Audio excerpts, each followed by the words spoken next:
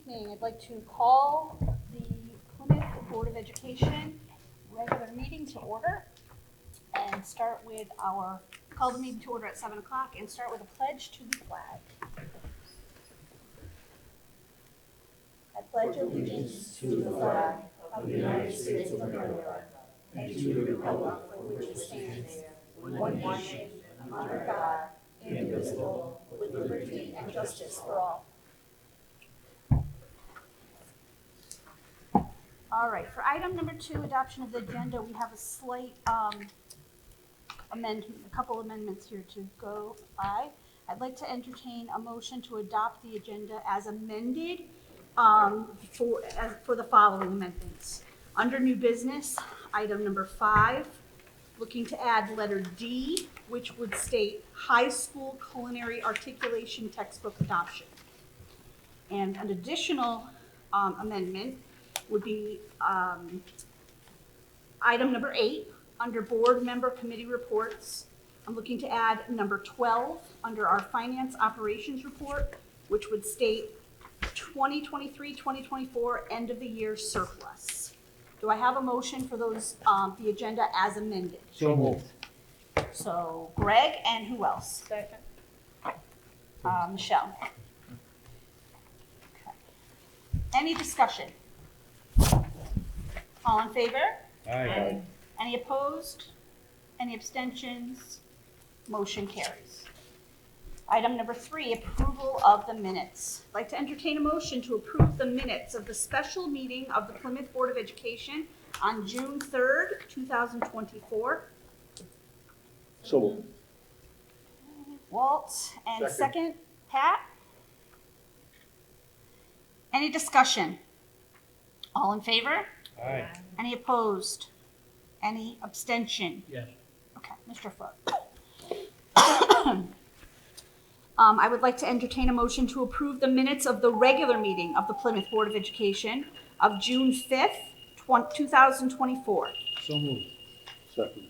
Greg and Walt. Any discussion? All in favor? Aye. Any opposed? Any abstentions? Motion carries. All right, we are moving on to item number 4, public comment. If you would like to comment, please come up to the podium, sign your name and address to the list.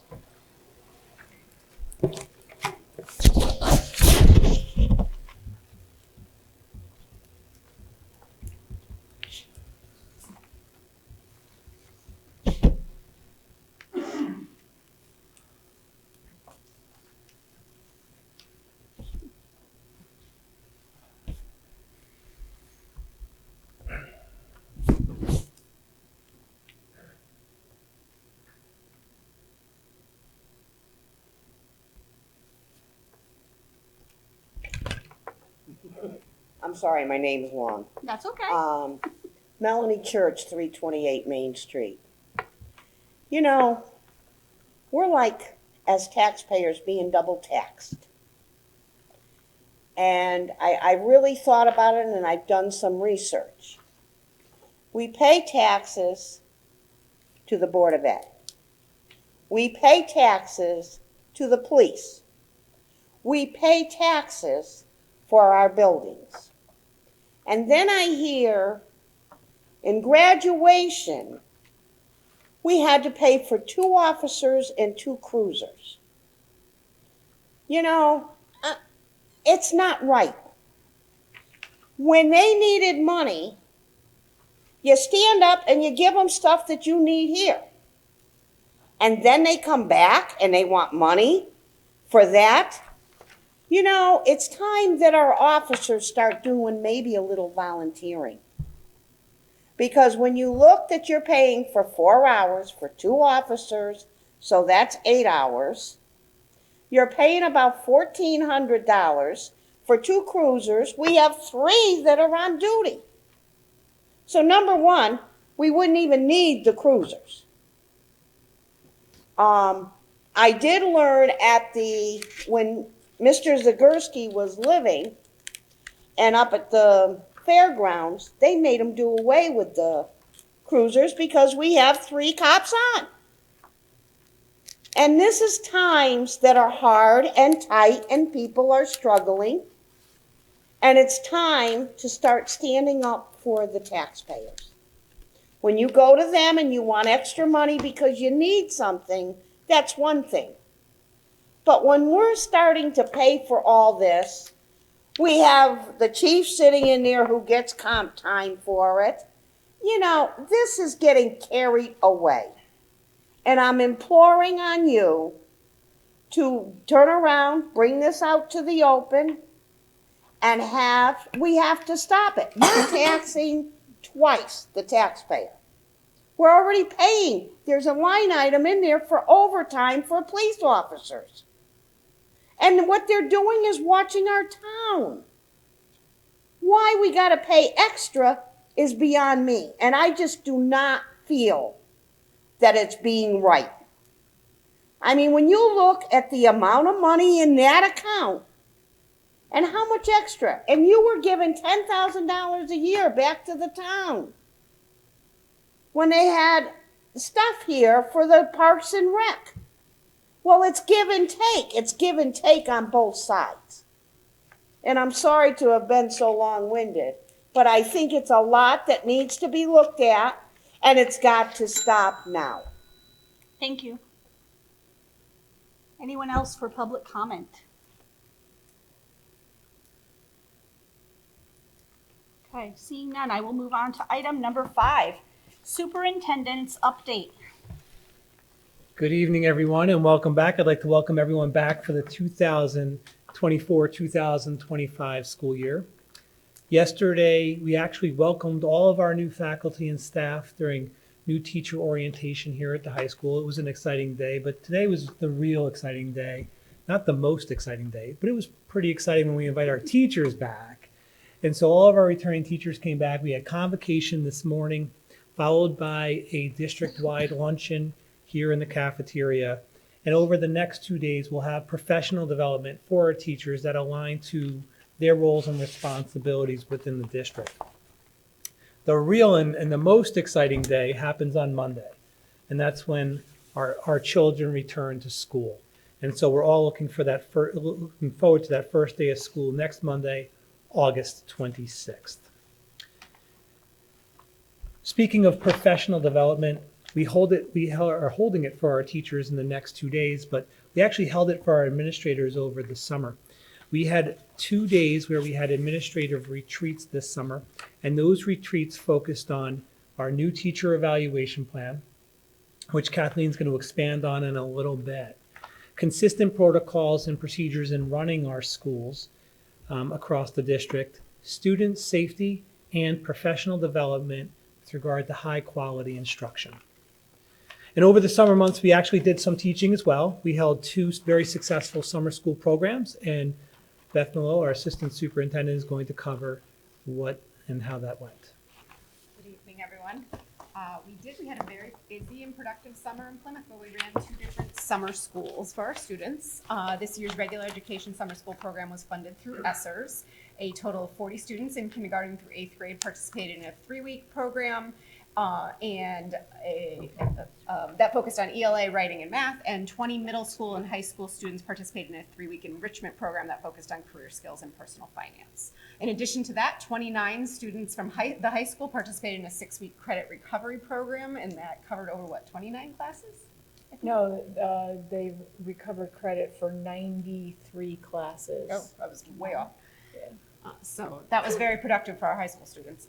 And additionally, some of our special education students participated in ESY, our extended school year program. We ran a 5-week program for students who are in Apple and a 3-week program for students receiving special education who require instruction in reading, math, and or writing over the summer.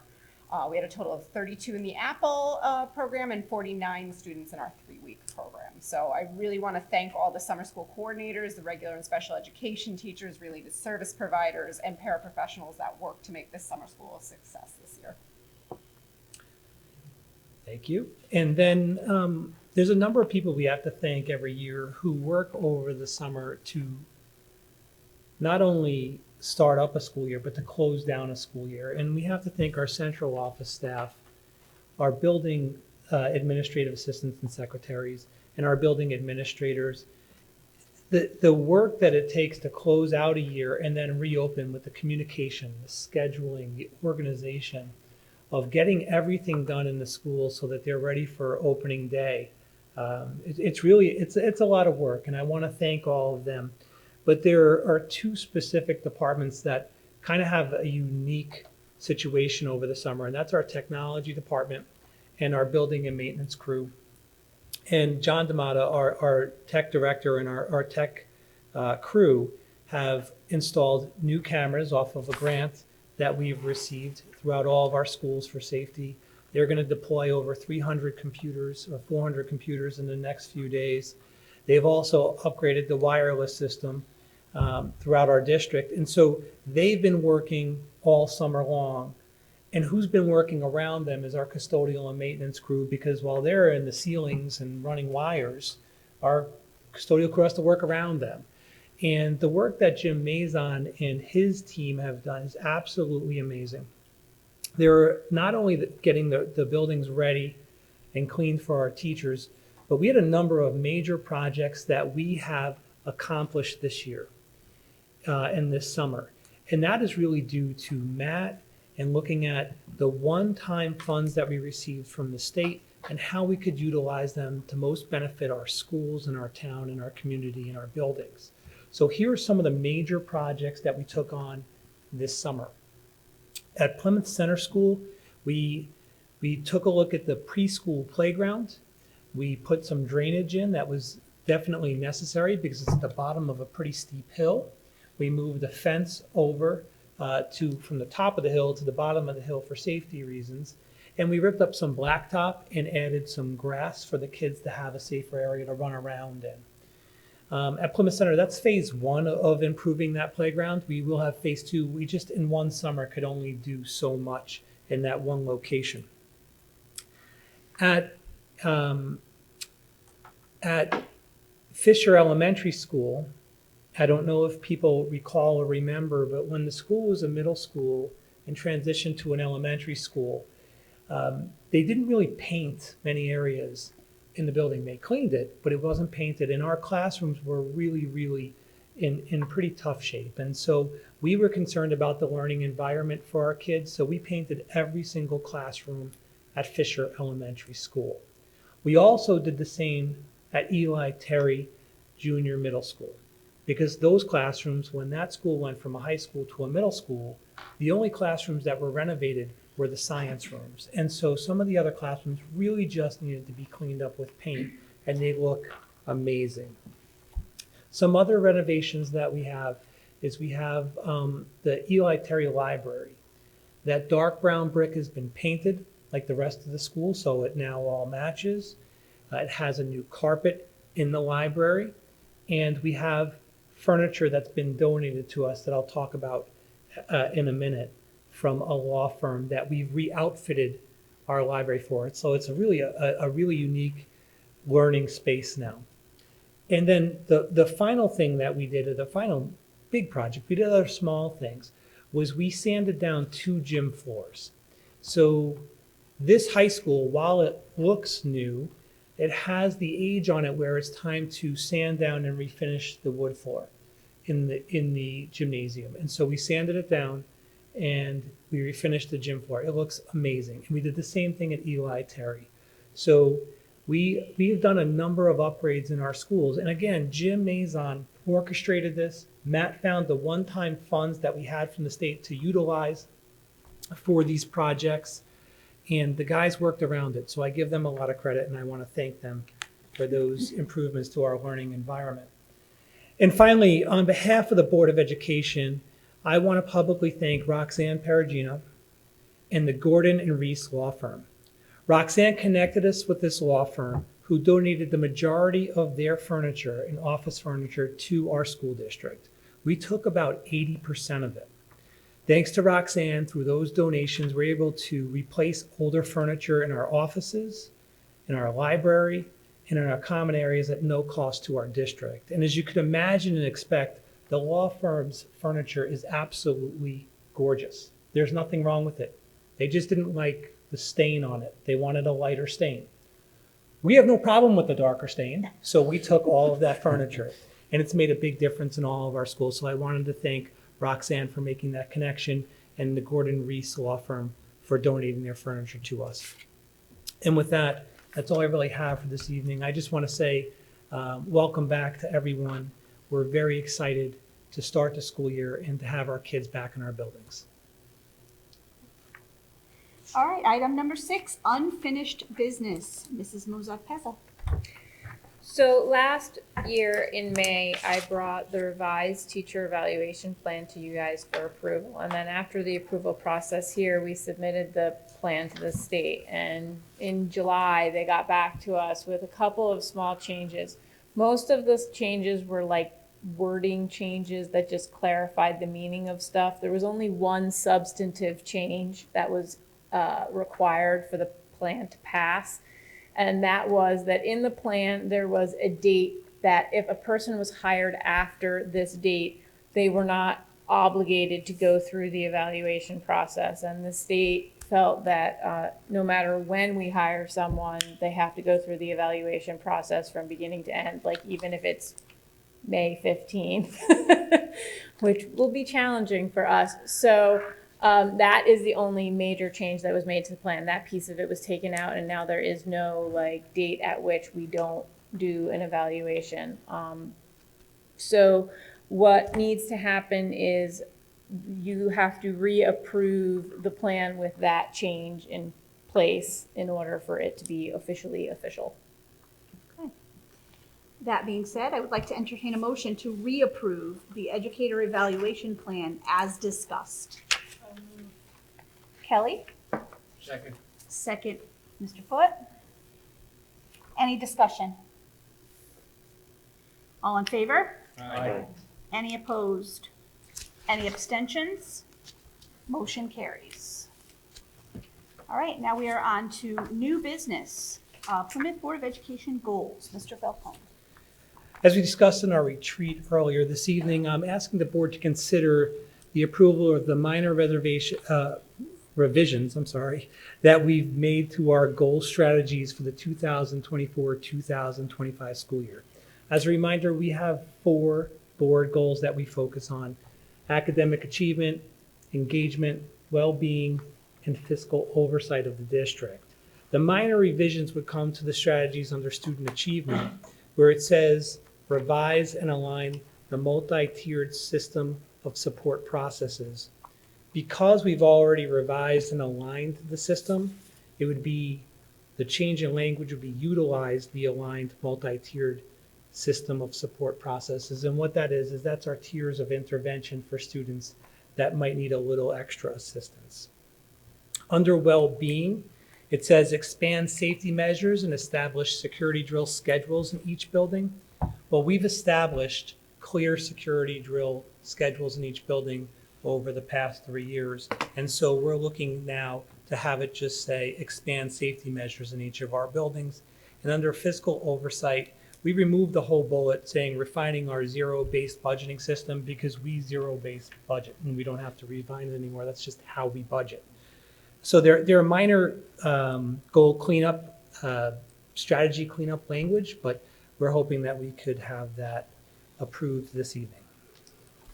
Okay, I would like to entertain a motion to approve the Plymouth Board of Education goals for 2024-2025 as submitted. So moved. Greg? Michelle? Any discussion? All in favor? Aye. Opposed? Any abstentions? Motion carries. Under new business, item B is appointment of committees.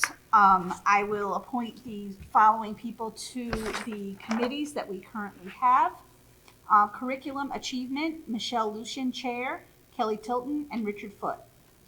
Finance Operations, Cindy Candrea Florenciani, Chair, Greg Showers, and Walter Seaman. Under Policy, we have Kelly Tilton, Chair, Lou Zabushka, and Cindy Candrea Florenciani. And for Facilities, we have Patrick Perugino, Chair, Greg Showers, Cindy Candrea Florenciani, and Lou Zabushka. And we discussed that ahead of time, so I know everyone is good with that. All right, item C. Draft Board of Education meeting dates for 2025. If you look at one of the first pages after your agenda, you will notice the dates for our Board of Education meetings, and we're going to vote on those dates in September. So just take some time to look them over. They're generally the same as they were last year. All right, moving on to item number 8, board member and committee reports. No? Oh, I'm sorry, because of the agenda. Sorry about that. So item D. I thought Pat was gonna hurt me when you said. I know.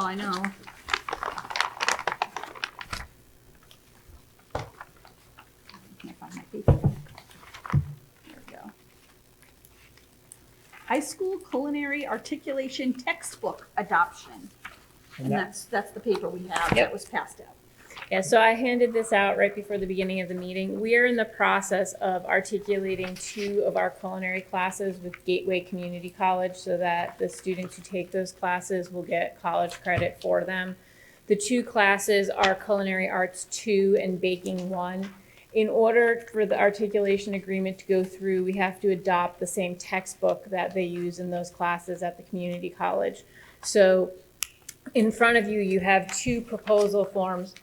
One for the Culinary Arts 2 class, which will articulate with their intro class, and then one for the baking class.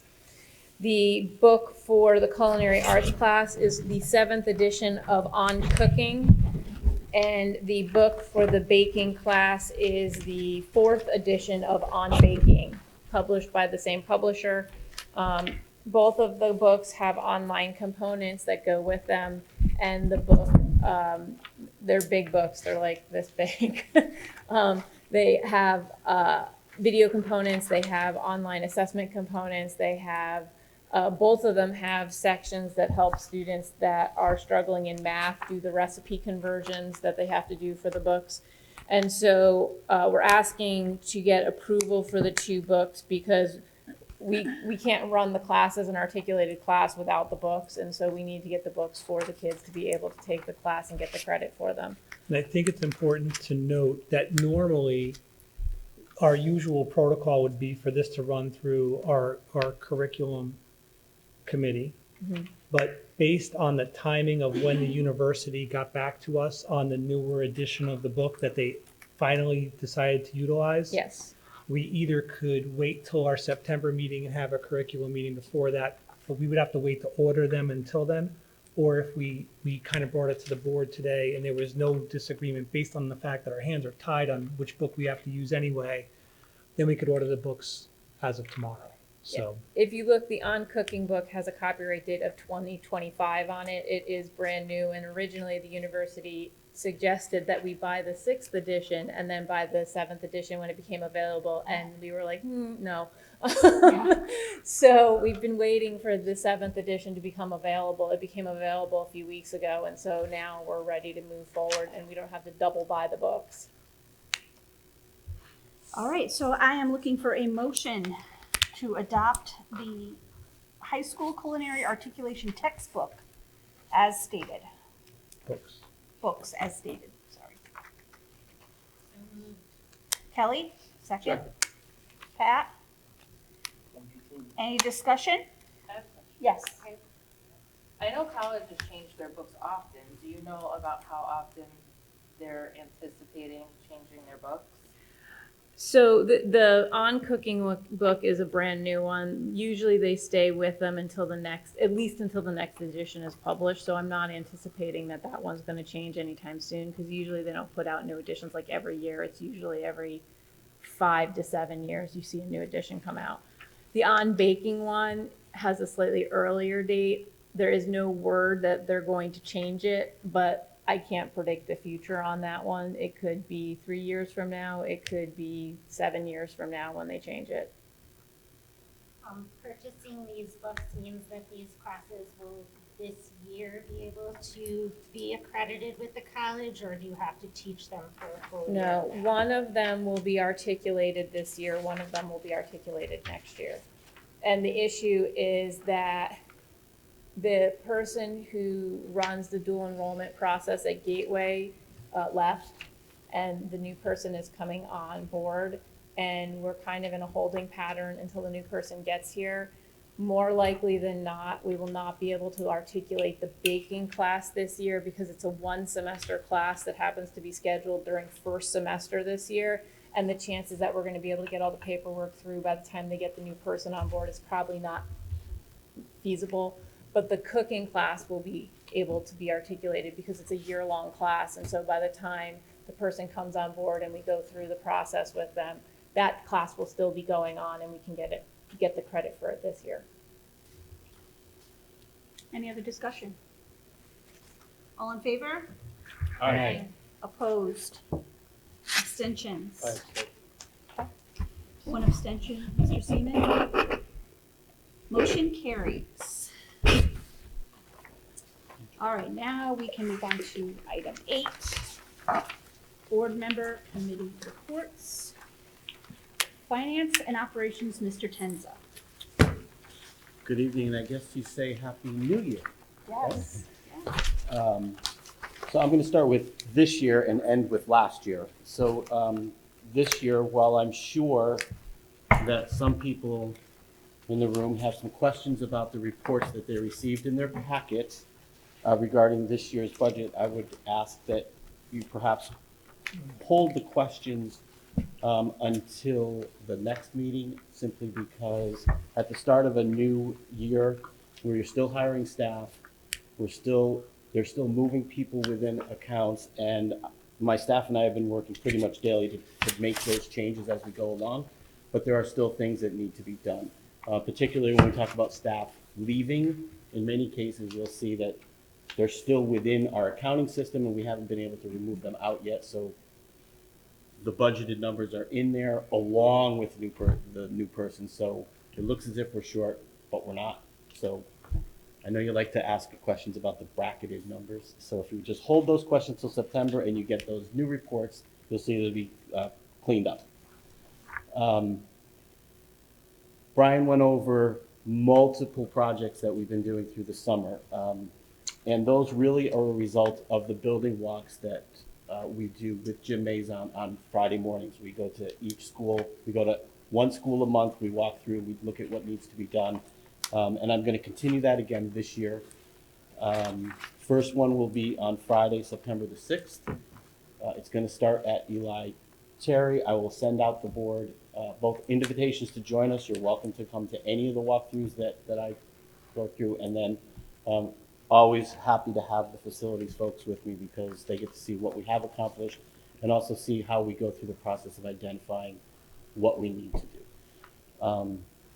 And then lastly for my report this evening is the district ended the 23-24 school year with a modest surplus, $8,431.60.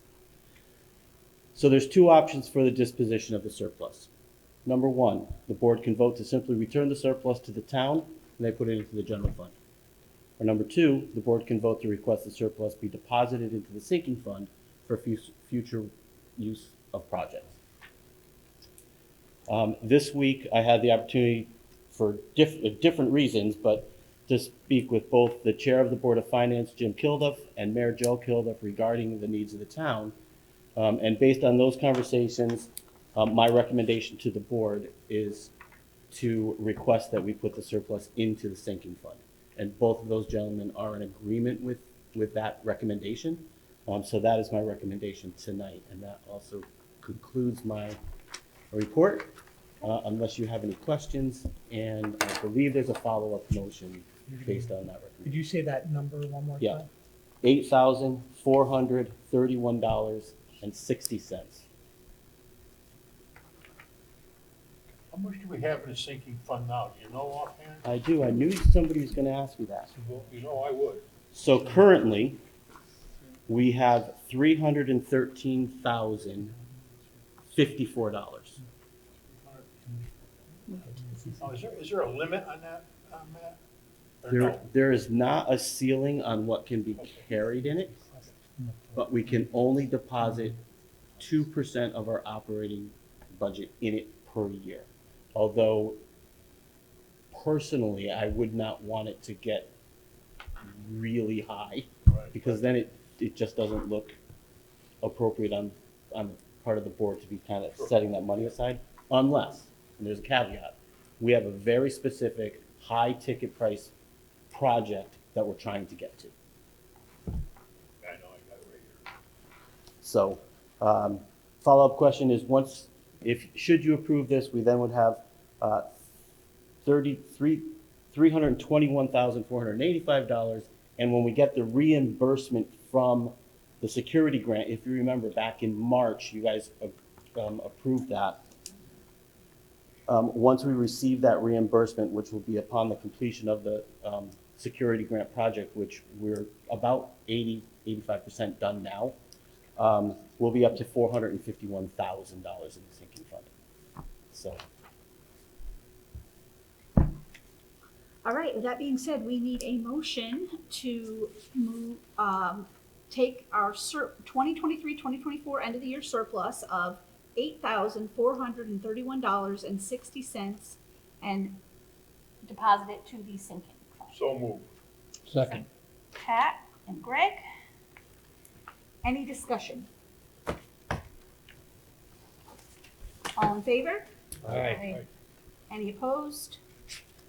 Any abstentions?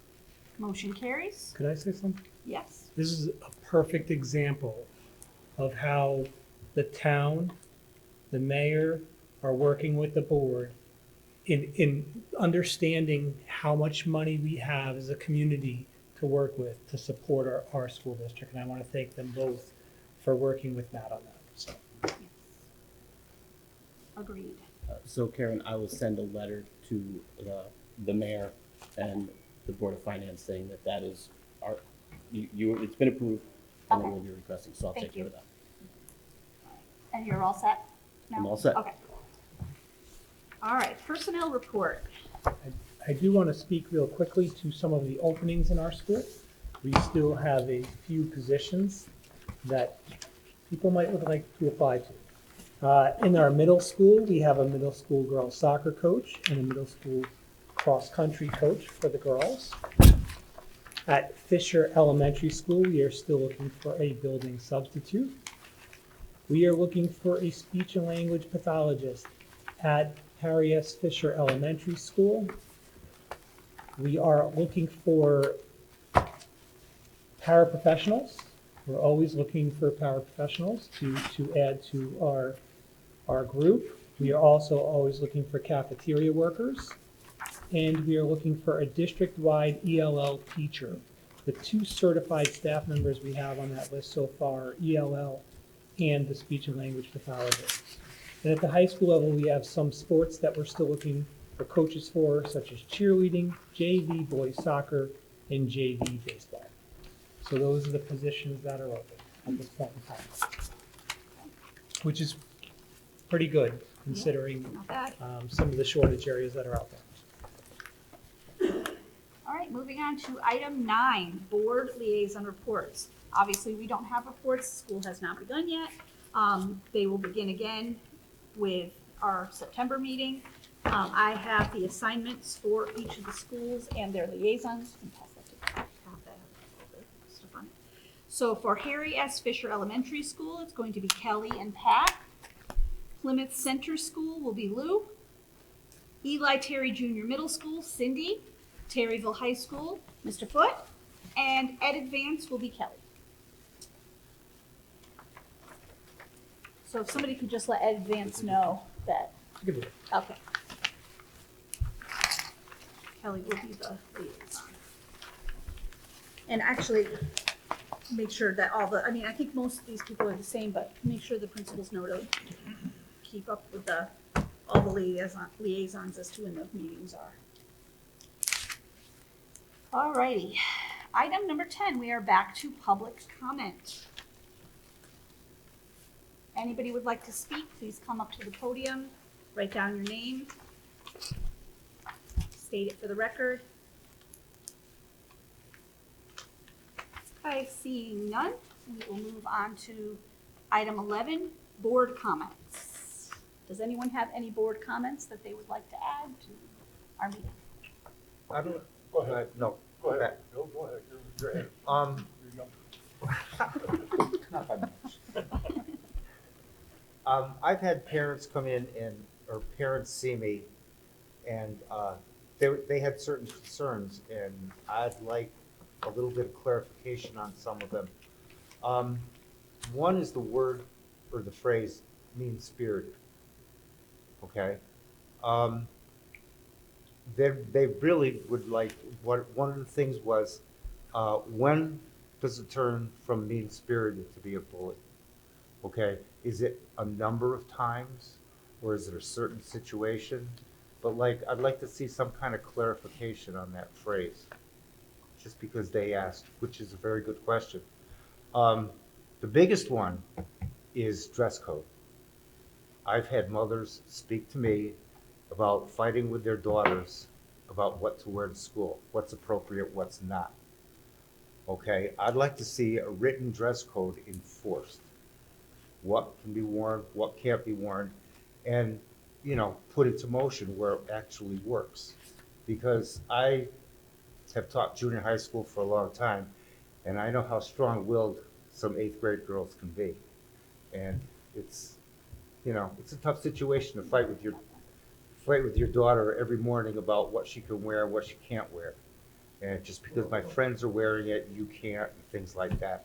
So I'd like to see that clarified also, and put into motion and have a set of standards which have to be met. Okay? And that's it. That's what I have to I say. guess we should just make a little caveat to that. It should be not just girls, but boys as well, because. Well, see, I was going to add that too, because sometimes it is boys that have dress code violations as Right. well. And just for the board to know, we do have policies on it. It's a matter, I believe you're talking about the enforcement of the policy that we have in place. Exactly. Okay. All right. The only reason I said girls is because that's what's been brought to my attention. Right. And working where I work, I see the junior high girls walk by where I work, and the parents are right. You know, sometimes it's not appropriate. And ultimately, it is the parents who will have to fix that, so, If the rules are upheld. yes. Right. Could we get a copy of the dress code for the next meeting? Sure. All right, anybody else for board comment, Pat? Yeah, a couple things. Number one, the Fisher PTA meeting is on the 17th of September, and that's at the library at 7 o'clock. And also the open house is on the 22nd, and that's from 6 to 8. So, excuse me, grade 3 is from 6 to 7. Yeah. Grade 4 is 6:30 to 7:30, and grade 5 to 7 is 8 o'clock. 5 to 7? No, grade 5 is from 7 to 8. I just got that from Mandy Lassie, who's the president of PTA. Also, and I think both the superintendent and Matt had referred to it, I also talked to the chairman of the Board of Finance yesterday at a meeting and discussing capital improvements.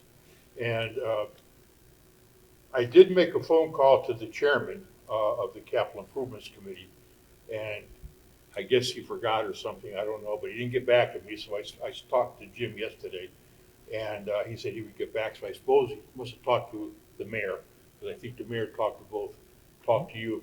And my problem, not a problem, but people should have to understand that in capital improvement, these buildings belong to the town.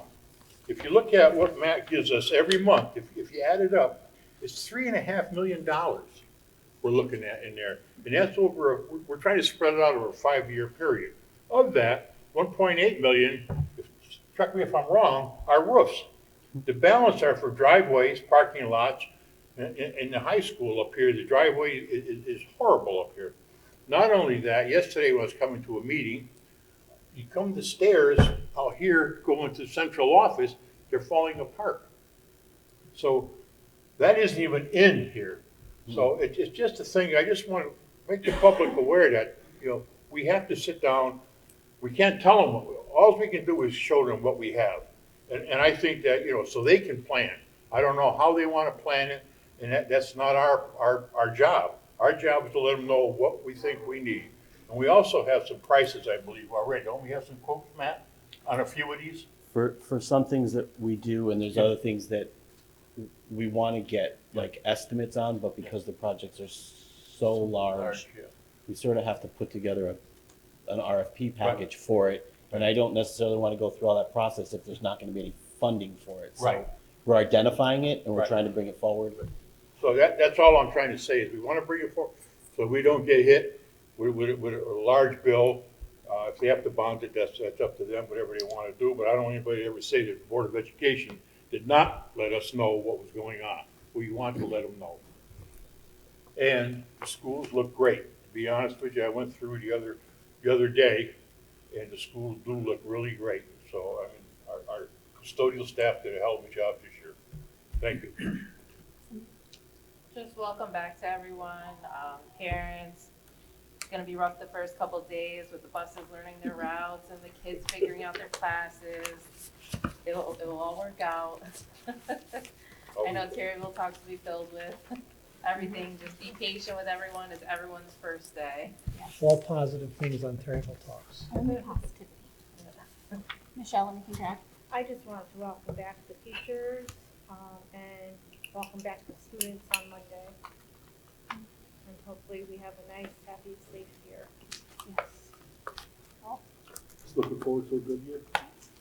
Greg, anything else to add? Just welcome back, everybody. As Matt said earlier, Happy New Year. Hope it's a good year for everyone. Kelly? Welcome back to everybody. Hope everybody has a great year and looking forward to doing some work and meeting some goals this year. Good to be back. Yes, it is nice to be back and looking forward to a wonderful year. All right, our next board meeting will be, the next regular meeting of the Plymouth Board of Education is on Wednesday, September 11th, 2024 at 7 p.m. right here in the cafeteria at Terryville High School. I would next like to entertain a motion to enter into executive session regarding a student-related issue, inviting Mr. Falcone, Superintendent of Schools, and Mrs. Malillo, Assistant Superintendent of Schools, into the executive session. So moved. Greg? Second. Mr. Foot? Any discussion? All in favor? Aye. Any opposed? Any abstentions? Motion carries. We are in executive session.